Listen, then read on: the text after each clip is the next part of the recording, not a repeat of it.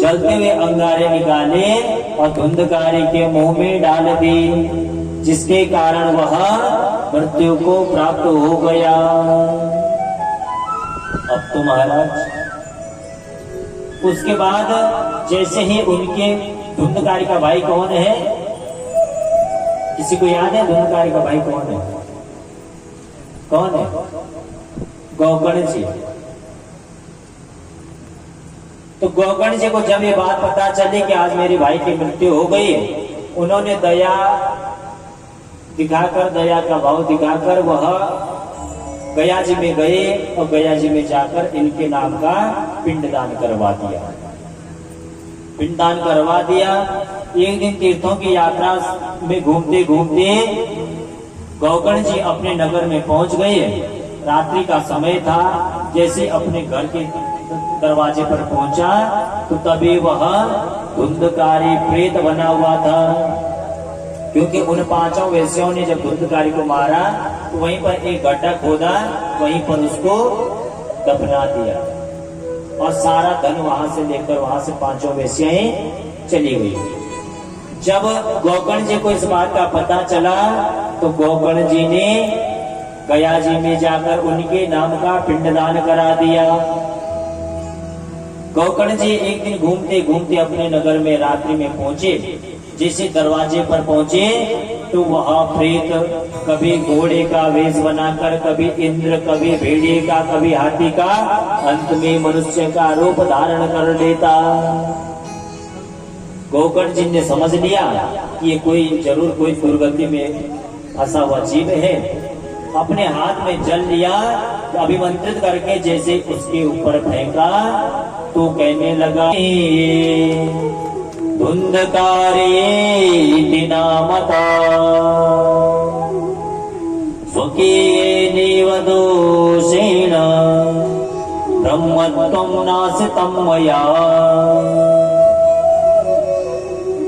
आज वह प्रेत कहने लगा, अहम राता तो उसमें भाई, मैं आपका ही भाई धुंधकारी हूँ। मैं अपने दोषों को नष्ट कर चुका हूँ, ब्रह्मत्व को नष्ट कर चुका हूँ। अपने भाई गोकर्ण जी से कहने लगा, आप तो परम दयालु हैं, मेरी मुक्ति का कोई मार्ग। गोकर्ण जी कहने लगी, मैंने तो तुम्हारे लिए पता नहीं कितनी बार जाकर गया जी में जाकर श्राद्ध आएंगे